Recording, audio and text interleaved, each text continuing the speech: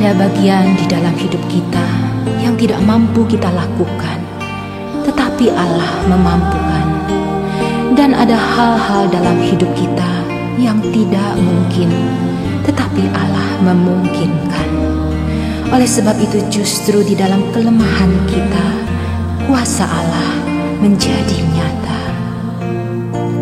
Yang lemah dikuatkan, yang miskin diperkaya,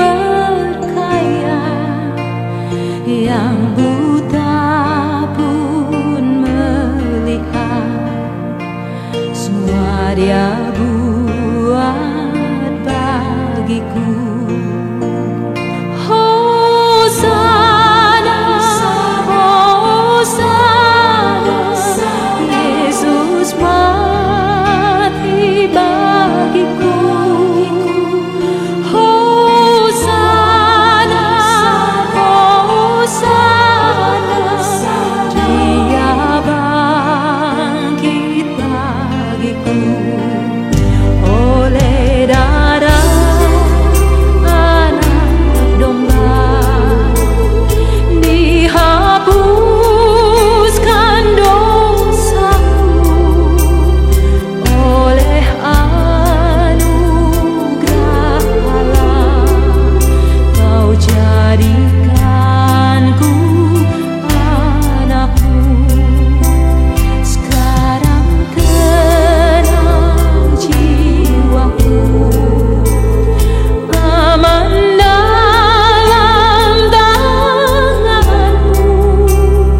Keselamatan pujianku, Yesus Kristus pembebasku.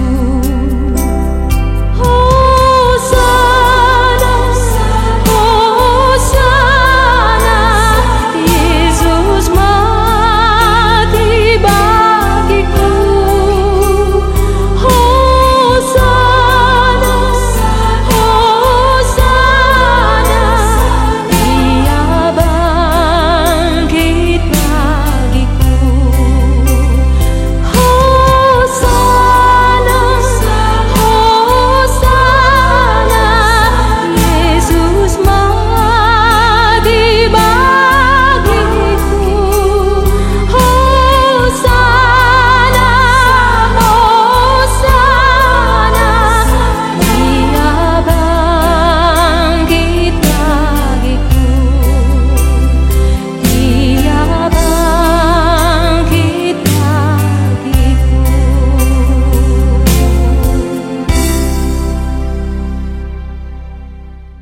Puji nama Tuhan, Shalom. Sahabat doa, sahabat iman. Kali ini saya akan sampaikan satu tema buat kita, terpanggil. Kita ini terpanggil, ya. Terpanggil bukan untuk demo, ya, bukan. Tapi kita terpanggil untuk menyuarakan akan pesan Allah bagi dunia ini. Yesaya pasal 6 ayat 8. Lalu aku mendengar suara Tuhan berkata, siapakah yang akan kuutus dan siapakah yang mau pergi untuk aku? Maka sautku, ini aku, utuslah aku. Sekali lagi kalimat ini untuk menyampaikan pesan Allah. Bukan berkata, saya mau, ini aku, utus aku untuk demo, ya. Jangan, ya.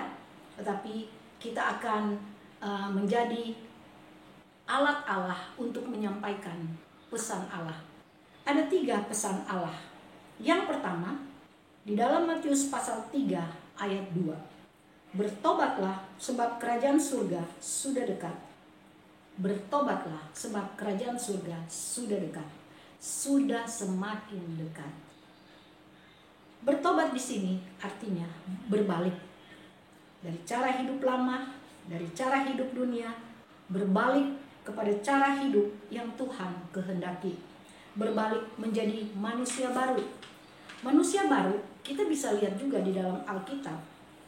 Ditulis di dalam Efesus pasal 4 ayat 17 sampai 23.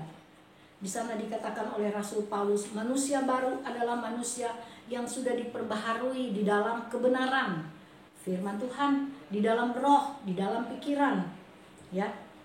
diubahkan di dalam Efesus pasal 5 ayat 1 sampai 21 menjadi manusia terang, anak-anak yang kekasih, penurut-penurut Allah. Ya. Kita ini diberikan satu pesan untuk bertobat, meninggalkan manusia lama, menjadi manusia baru. Manusia lama itu adalah manusia yang punya keinginan untuk dunia ini. Kita di dunia tidak selamanya. Kita jangan berpikir bahwa kita akan terus ada di dunia, lalu kita mengisi hidup kita dengan apa yang dunia suka. Bukan.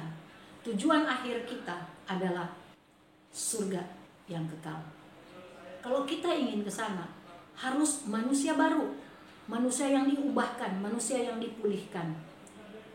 Kalau kita akan ke surga, kita tidak harus memikirkan hal-hal dunia lagi, tapi kita harus memikirkan hal-hal yang memuliakan Tuhan. Kita tahu Rasul Paulus ini, kehidupan dia sebelum dia kenal Tuhan, dia hidup di dalam keduniawian dia. Tetapi ketika dia mendengar suara Tuhan, dia diubahkan menjadi manusia baru, manusia yang ada di dalam Tuhan. Dia memikirkan hal-hal yang mendatang kemuliaan bagi nama Tuhan. Mari kita juga demikian. Abraham, siapa Abraham? Abraham adalah seorang yang kaya, terpandang di Ur Kasdim. Ketika dia terpanggil untuk menjalankan misi Allah, pergi ke Kanaan, dia tinggalkan semua keduniawian dia, kaya raya dia tinggalkan, dan dia berjalan, ya, dia bisa bisa membawa semua kekayaan dia, dan dia bisa hidup dengan kekayaan dia, tetapi dikatakan dia tinggalkan semuanya itu dan diarahkan pandangannya kepada Allah, dan Allah memberkati dia. Karena di dalam pikiran Abraham setelah dia menerima panggilan Allah, dia memandang hanya kepada janji Allah. Mari kita bertobatlah, pandanglah janji Allah untuk kita. Yang kedua, pesan Allah untuk kita. Markus 16 ayat 15.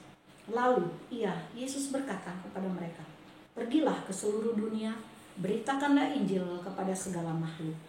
Kita dipanggil, kita dipesankan untuk memberitakan Injil. Bagaimana caranya? Saya punya HP, ya. Semua kita punya HP, ya. Saya tidak endorse ya HP saya. Mari gunakan HP kita ini untuk kemuliaan Tuhan, untuk memberitakan Injil. Memberitakan Injil itu menyenangkan hati Tuhan, karena kita menjalankan pesannya, amanat agungnya.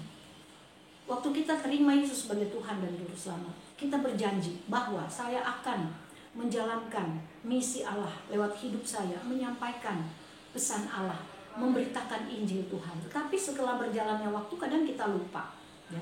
Kalau kita sekarang diberikan handphone, mari gunakan itu. Saya setiap pagi pasti, ya, saya akan kirimkan selamat pagi kepada semua teman-teman saya yang ada di handphone saya tentunya, ya. Saya akan beritahukan kepada mereka kata-kata yang menghibur, ya, kata-kata yang menguatkan, kata-kata yang mendatangkan sukacita, yang membuat orang itu ketika dia baca dia senang. Kadang-kadang kita mengirimkan sesuatu, kita nggak mikir siapa yang mau terima, sebodoh amat, sikat saja. Nggak bisa begitu, ya. Mari mintalah hikmat Tuhan. Saya mau bersaksi Tuhan lewat HP saya, lewat kata-kata good morning. Kadang-kadang, ya, tidak semua orang membalas apa yang saya sampaikan. Ada orang ya sudah terima saja. Padahal sebenarnya lebih baik lagi kalau orang yang menerima pesan saya good morning itu, dia menyampaikan juga, meneruskan juga, ya, melaksanakan estafet penginjilan ini kepada orang-orang yang lain. Mengapa? Karena pengalaman saya ketika saya mendapatkan kalimat good morning dengan bunga-bunga yang indah, atau ada gambar burung, ada lagu-lagu, ya, atau renungan, itu menguatkan saya, ya.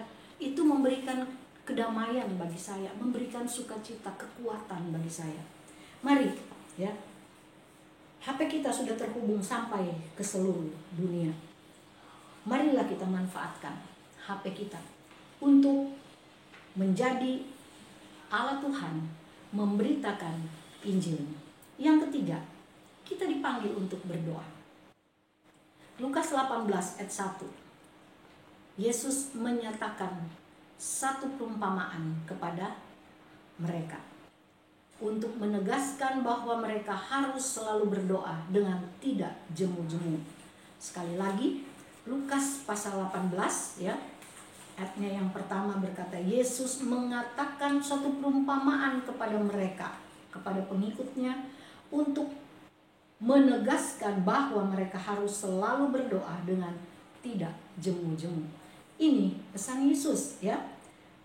Yesus menginginkan para pengikut-pengikutnya untuk berdoa terus-menerus supaya dapat melakukan kehendak Allah bagi kehidupan mereka.